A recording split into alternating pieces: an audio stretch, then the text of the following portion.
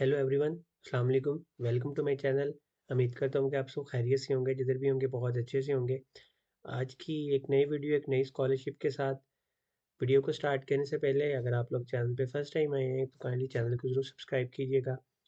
और जिन लोगों ने अभी तक अप्लाई नहीं किया इटली और फ्रांस में, जैसा कि आप सबको पता है कि एडमिशन स्टार्ट है, ऑलमोस्ट अब तो एंडिंग की तरफ जा रहे हैं, तो जल्द से जल्द चैनल पे आएँ, वीडियोज़ के सेक्शन में जाना है और यहाँ पे आपको रोमानिया की, दुबई की, डिफरेंट कंट्री की स्कॉलरशिप की वीडियो में मिल जाएगी। तो आप जल्दी से अप्लाई करें और कोशिश करें कि आप लोगों का 2025 हो वो आपका अब्रॉड जाए और आप लोग अब्रॉड हो 2025 के एंड पे। और आप लोग जो आप लोगों का इंशाल्लाह अगला रमज़ानुल मुबारक है वो आप लोग किसी और कंट्री में गुजारें, किसी ठंडे कंट्री में। तो आज की जो वीडियो है वो बेसिकली एक नई यूनिवर्सिटी के बारे में, शंडोंग यूनिवर्सिटी है। अ, मेरा नहीं ख्याल मुझे इसके बारे में बताने की ज़्यादा ज़रूरत है, क्योंकि चाइना की है, बहुत अच्छी यूनिवर्सिटी है, फेमस है, पॉपुलर है। ठीक है। बहुत सारे पाकिस्तानियों का हर साल इसे सिलेक्ट करती है। ठीक है। इसकी स्कॉलरशिप है, तो मैंने कहा इसके लिए आप लोग शेयर कर दूँ। बैचलर के कोर्सेज ऑफ़र कर रही है, मास्टर के ऑफ़र कर रही है, पीएचडी के ऑफ़र कर रही है, उसके बाद पोस्ट डॉक भी हैं। वो आप लोगों ने चेक कर लेना है कौन सा आपका मेजर इसमें है कि नहीं। थोड़ा सा स्टार्ट करने से पहले हम थोड़ा सा इसकी ये पढ़ लेते हैं, इसका पीडीएफ जो कि एक कोर्स आउटलाइन टाइप होती है। जिस स्कॉलरशिप का मैं आज आपको बताने जा रहा हूँ, ये सीएससी का स्कॉलरशिप नहीं है, ये यूनिवर्सिटी की अपनी स्कॉलरशिप है। चाइना में डिफरेंट तरह की स्कॉलरशिप होती है, रोड बेल्ट स्कॉलरशिप होती है, यूनिवर्सिटी की अपनी स्कॉलरशिप होती है, फिर कुछ शंघाई के अंदर कुछ स्कॉलरशिप, काफ़ी यूनिवर्सिटीज़ आती हैं, उनकी स्कॉलरशिप आ जाती है, सीएससी स्कॉलरशिप आ जाती है, बेइंतहाशा स्कॉलरशिप्स होती हैं। और जो आज की स्कॉलरशिप है वो है शंडोंग यूनिवर्सिटी की अपनी स्कॉलरशिप है, फुली फंडेड है। थोड़ा सा इसके बारे में देख लेते हैं। वही बेसिक रिक्वायरमेंट है, आप इंटरनेशनल होने चाहिए, आपके पास डिग्री होनी चाहिए। ठीक है। और एज का लिखा हुआ है, बैचलर के लिए 25 एज होनी चाहिए। बाकी ये पीएचडी की एज लिखी हुई है 40 है और मास्टर की 35 है। लैंग्वेज के बारे में बताया हुआ है कि अगर आपका कोर्स इंग्लिश में है तो आप इंग्लिश प्रोफिशिएंसी पे अप्लाई कर सकते हैं। अगर आपका कोर्स चाइनीज़ में आप लोग चूज़ कर रहे हो तो आपको एचएस के 5 मिनिमम देना पड़ेगा बैचलर के लिए, मास्टर के लिए 6 देना पड़ेगा और पीएचडी के लिए भी 6 देना पड़ेगा। ठीक है। और ये सूरत में है कि अगर आप अपना कोर्स चाइनीज़ में सेलेक्ट करते हो। इंग्लिश के लिए आपको इंग्लिश प्रोफिशिएंसी चल जाएगा, या आइल्स है वो एक आपके लिए प्लस पॉइंट है। उसके बाद नीचे आ जाता हूँ। नीचे आने के बाद इसको पढ़ लीजिएगा। स्कॉलरशिप की देख लेते हैं। दो तरह की स्कॉलरशिप है, फुली फंडेड है, पार्शली है। फुली फंडेड में क्या क्या आता है?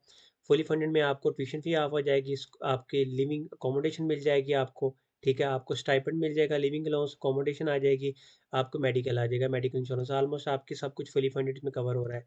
और जो पार्शली है और उसमें आपकी ट्यूशन फी है और कंपनी से मेडिकल इंश्योरेंस आ जाएगी, सिर्फ इसमें आपको अकोमोडेशन और आपको वो नहीं मिलेगी जो आपको स्टाइपेंड मिलेगी। स्टाइपेंड कितनी है इसकी?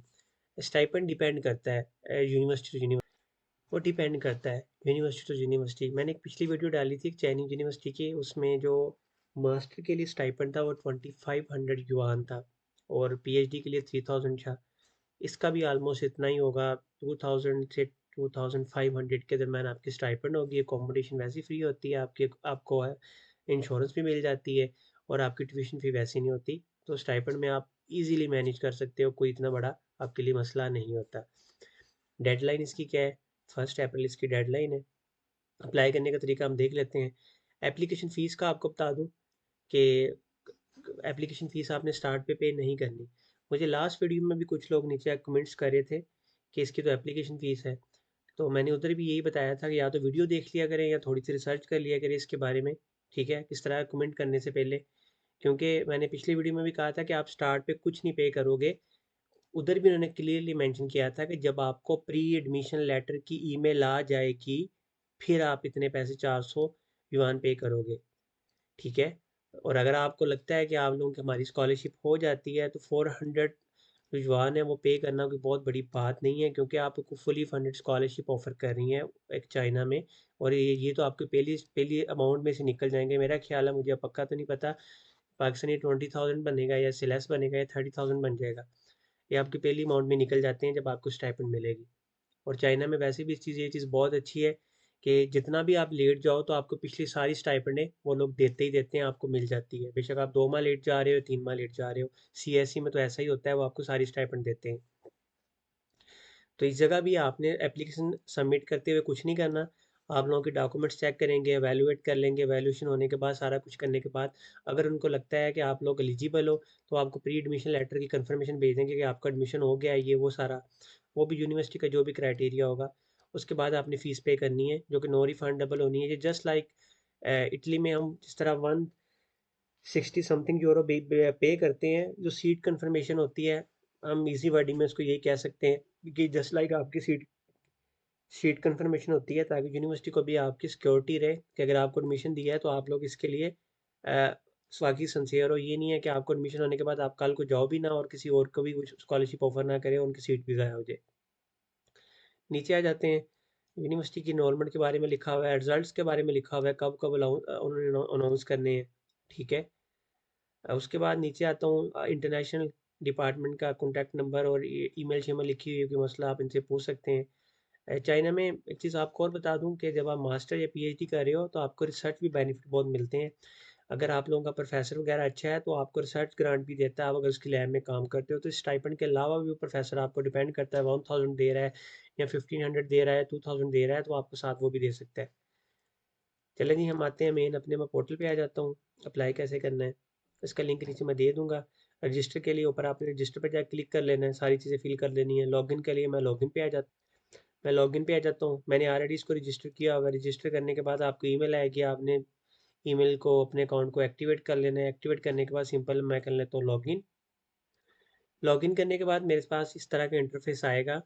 अगर शायद आप लोगों के पास इस तरह का इंटरफेस आए तो या तो आपने एक एक करके सारे वाले को कंप्लीट कर लेना है। ठीक है, यहाँ से जाके अगर नहीं करना तो आप बाद में भी कर सकते हैं। कैसे है, सबसे अच्छा तरीका ये है कि मैं इसको दोबारा ओपन करता हूँ, इस लिंक को। लॉगिन करने के बाद मैं कह रहा हूँ, लॉगिन करने के बाद मैं दोबारा ओपन करता हूँ।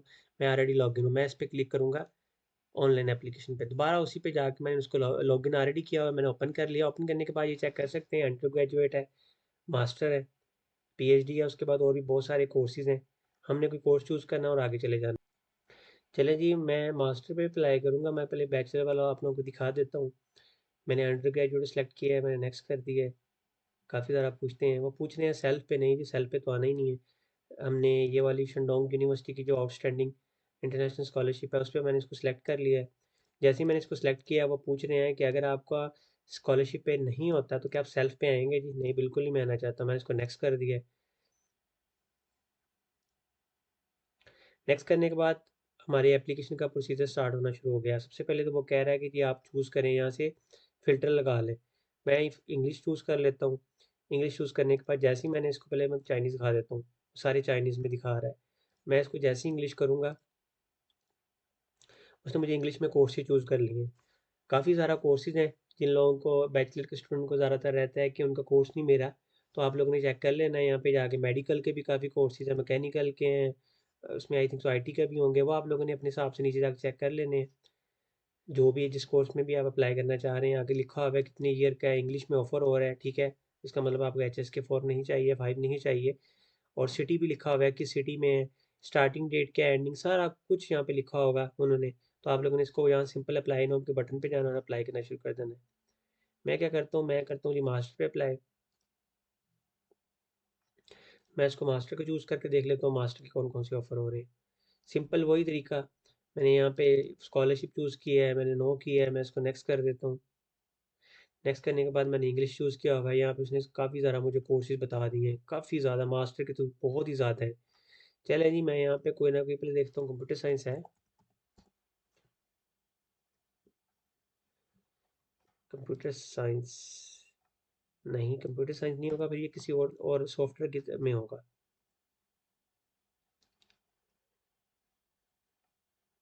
इंफॉर्मेशन टेक्नोलॉजी कंप्यूटर साइंस का है। ठीक है ना, किसी और नाम से है। सिटी सारा कुछ लिखा हुआ है। मैं इसको अप्लाई नाउ पे करता हूँ। अप्लाई करने के बाद मैं इसको श्योर करके मेरी एप्लीकेशन हो जाएगी स्टार्ट। ठीक है, मैं आपको टर्म्स एंड कंडीशन बताई हुई है, मैं इसको स्टार्ट कर लेता हूँ। स्टार्ट करने के बाद ये सारे मॉड्यूल हैं जो आपने एक एक करके इनको करना है, आपने फिल कर लेना है। फिल करने के बाद हम लोग फिफ्थ स्टेप पे अपने डॉक्यूमेंट्स पे आ जाएंगे। डॉक्यूमेंट्स आपके वही बेसिक होंगे।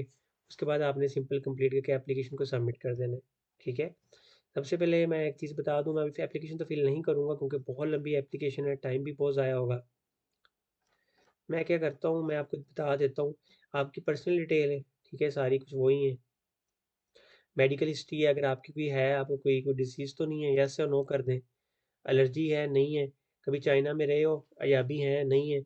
बाकी वैलिड वीज़ा है चाइना का, अपने हिसाब से चूज़ कर लेना कि आपने चाइनीज़ गवर्नमेंट स्कॉलरशिप का अप्लाई किया है, येस या नो आपको बेहतर पता होगा, वो आपने यहाँ पे लिख देना है। उसके बाद लैंग्वेज आ जाता है। लैंग्वेज अगर आपकी है तो ठीक है, वरना बिगिनर लिख दूँगा, क्योंकि मुझे चाहिए ही नहीं, क्योंकि मेरा कोर्स ही इंग्लिश में है, ठीक है? नन सारा कुछ मैं नन नन कर दूँगा। इंग्लिश का आपने चूज़ करना है। इंग्लिश में मैं वेरी गुड लिख के अपना यहाँ पे सारा कुछ पुट कर दूँगा। फिर आ जाते हैं आपके रेफरेंस लेटर, जो आप जिसे हम रिकमेंडेशन लेटर भी कहते हैं, वो आपने एक लाज़मी प्रोफ़ेसर का यहाँ पे लिखना है अपने का। उसका नाम-शाम लिख के, यहाँ से फ़िल करके, यहाँ से आप एक से ज़्यादा भी कर सकते हो, यहाँ से और भी ऐड कर सकते हो। फिर आ जाता है एक्सपीरियंस, एक्सपीरियंस आप यहाँ से ऐड कर सकते हो मल्टीपल। अगर आपका एक्सपीरियंस है तो ठीक है, वरना आप इसको नन नन कर दें, ठीक है?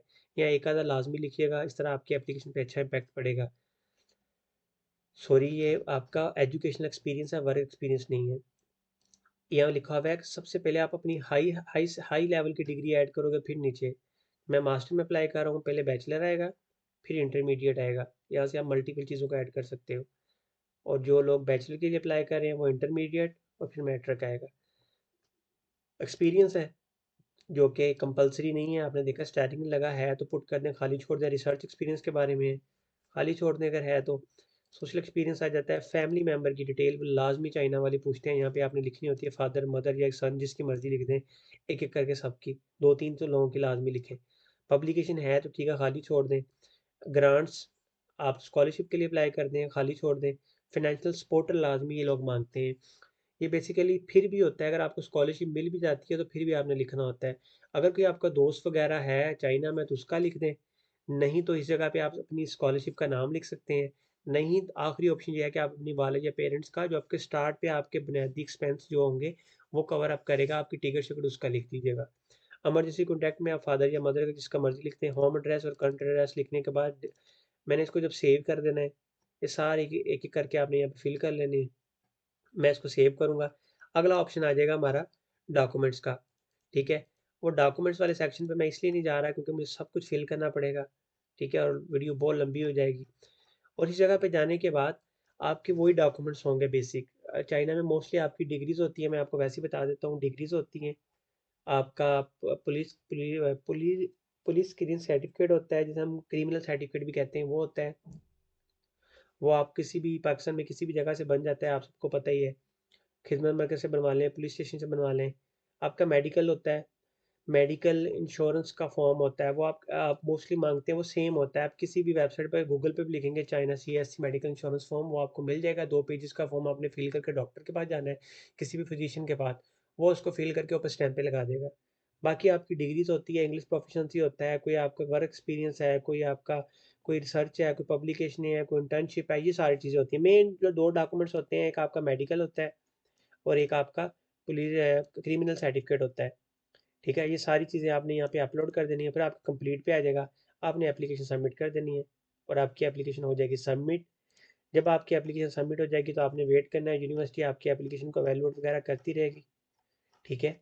और कुछ टाइम के बाद यूनिवर्सिटी आपको बता देगी। और अगर आपका एडमिशन हो जाता है, ये लिखा हुआ है upon receiving the pre admission email, जब आपको रिसीव वगैरह हो जाएगी फिर आपने 400 युआन पे करना है, अगर आपको लगता है कि आपने इसमें कंटिन्यू करना है। और ये बहुत अच्छी अपॉर्चुनिटी है बैचलर वालों के लिए भी और मास्टर वालों के लिए भी, फुली फंडेड। ऐसी अपॉर्चुनिटी कभी मिस नहीं करनी चाहिए। तो मेरे ख्याल में आप लोगों को ज़रूर अप्लाई करना चाहिए। अगर फिर भी कोई इशू आता है तो आप इंटरनेशनल डिपार्टमेंट को ईमेल करके पूछ सकते हैं। ये थी वीडियो आज की। अगर वीडियो अच्छी लगी है तो काइंडली वीडियो को लाइक और शेयर लाजमी कीजिएगा और चैनल को सब्सक्राइब करना मत भूलिएगा।